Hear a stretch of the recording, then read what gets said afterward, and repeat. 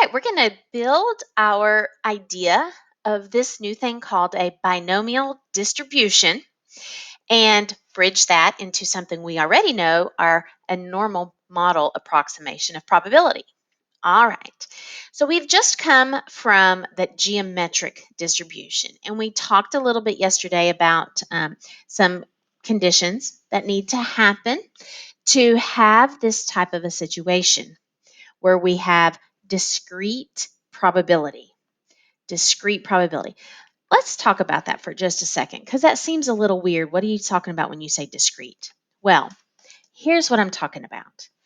Do you see how we have these finite amount? Like for example, in this case, this is all of the situation, the frequency that twos occur and threes occur, and four successes, and five successes, and one success, and zero successes.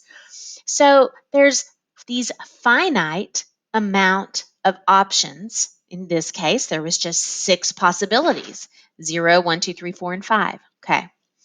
That's what I mean by finite. As you know, and here's what that could even look like here. Look as we get farther along. This is 10.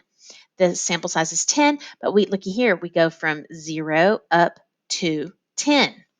So do you see these are a whole number finite possibilities. So we're making these rectangles to compute this area to calculate these probabilities. Okay? For example, if I was to calculate this probability, let's go from the foreign, from here to here. Let's see, there it is. Look at that right there. Okay, so that probability, that in itself takes up 24.61% of all of what we have here. Now, we'll eventually bridge into, I have shown over this, that normal model. So we'll talk today also about this connection to a continuous numerical value from of our normal model. See, in this case, we're going from 4.5 to 5.5. So the normal approximation is a little bit different. All right. So there's this introduction into this idea of what this discrete probability is. Now, we talked about things that need to happen for it to be this discrete probability. So we know that we've got bits or bins, our Bernoulli trial. So what is that B standing for? And we had said those two options, success or failure. Of course, our independent with that probability being the same thing.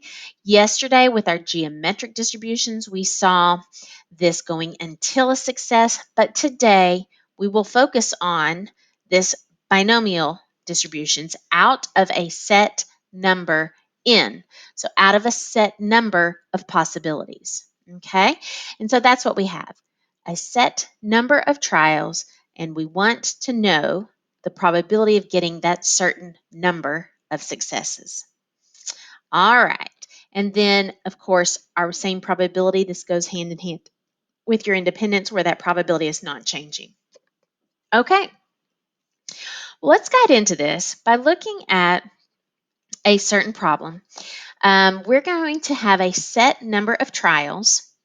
That's a key characteristic of these binomial distributions. And so we're going to start with an example here of, say, using the express checkout lane. So your parents coming home from work, or you're going to pick something up to help with dinner. You're just going to pick a few things up. And so they say that 25% of people that go into the store in the evening between 5 and 7 p.m. use the express checkout lane. Okay, so that's our probability of success. So we know then, okay, so X is going to be the number of customers among 5 randomly selected people. So I'm going to randomly select people and see how many of them use the express checkout lane. Well, let's look at our possibilities. So we know, here's what we did yesterday. Find the probability that the express checkout lane is not used until the 4th customer. That's our going until. So you're familiar with that. We already know we then have those first 3 are failures. That 4th one is our success. So there we have that. But here's something the new and different. Find the probability that exactly 2 of those 5 customers use the express checkout lane. Exactly 2. So, what's happening here is that those people, those 2 people, could be sprinkled anywhere amongst those 5. The order of success and then failure, that has not been defined. So there's lots of different combinations, lots of different ways that those 2 successes can be sprinkled amongst those 5 people. And so what I want you to do is first write out where all those successes can be. See how many different combinations you can have for exactly 2 people using the express checkout lane amongst those 5. Okay, so take a moment and do that. You can pause right here, write those out, see how many different combinations you come up with.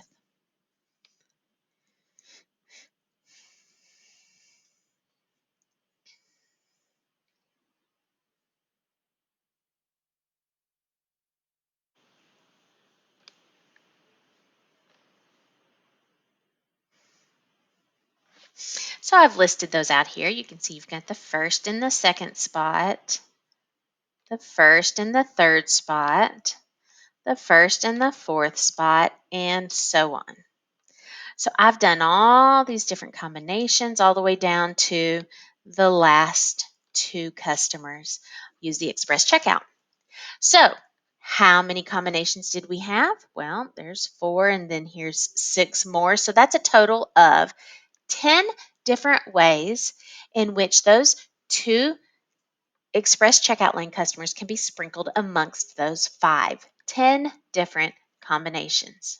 Okay. So as you can imagine, this gets a lot of combinations very quickly, okay? And so we end up having a formula with which to calculate those combinations so that we don't have to come up with all of those and count those and figure out what all those different combinations are every single time. And so here is how that works. Let's take a look at it. The combinations of n trials. So that's how many people. So like in our case, that was 5 with 2 successes. K is that number of successes in those trials. Okay. Now look at how this is notated.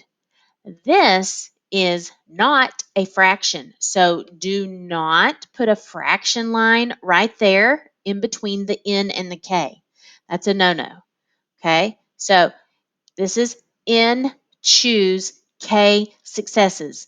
That's how you would say that. N choose K successes.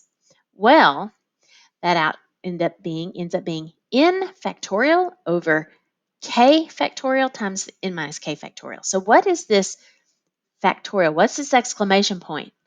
Are we saying 5?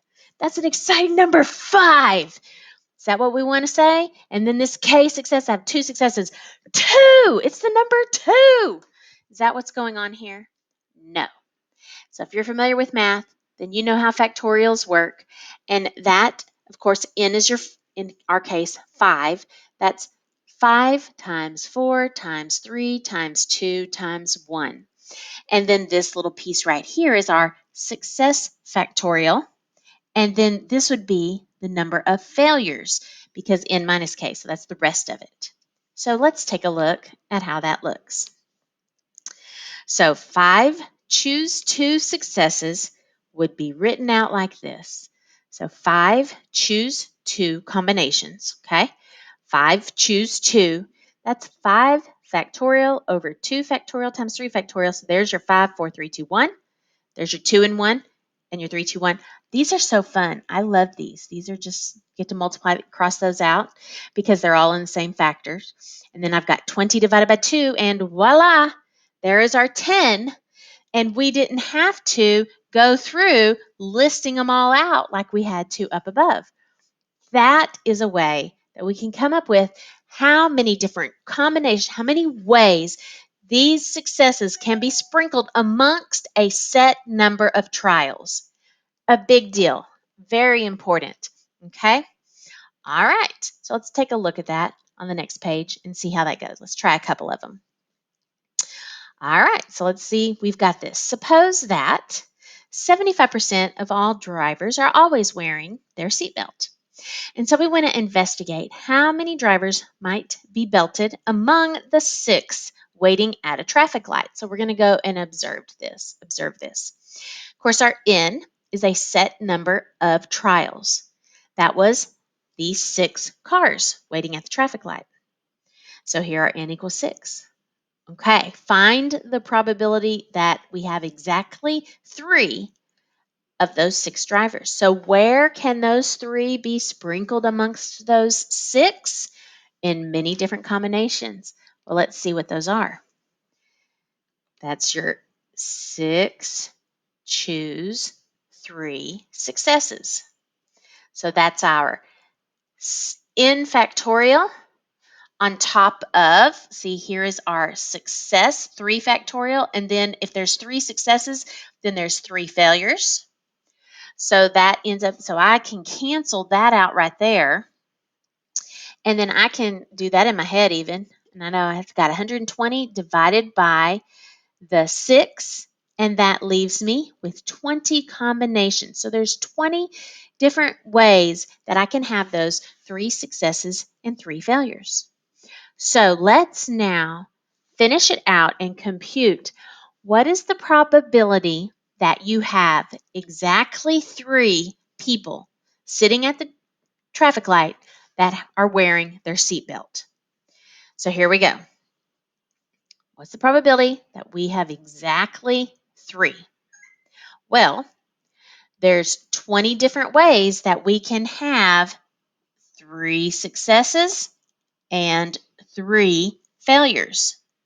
So that is our 20 times that 0.75 to the third power, because that's the probability of wearing your seatbelt, and there's 3 of them wearing their seatbelt.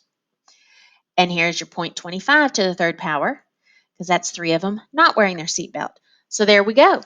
So that comes out to 13.18% chance that exactly 3 of those 6 drivers are wearing their seatbelt at that traffic light. Okay, so you try this one. So go ahead and pause right here. Take a moment to find the probability of exactly 4 of the next 10 drivers wearing their seatbelt.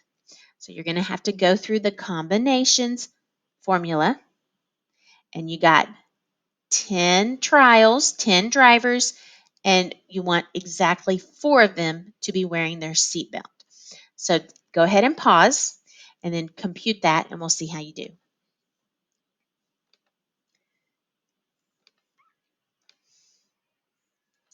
All right, so let's compute our combinations first. That is our 10, choose 4. So that's our n factorial over our successes, 4 factorial and 6 factorial.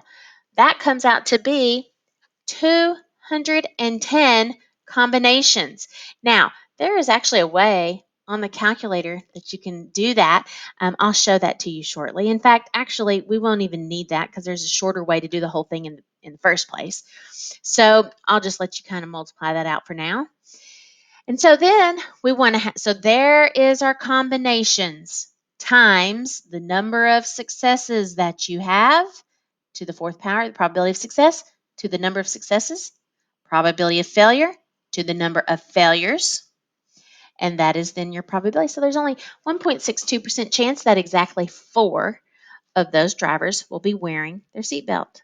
Okay, so that in a nutshell is how you could kind of brute force go through the formula of doing all those different combinations with a certain number of successes and a certain number of failures.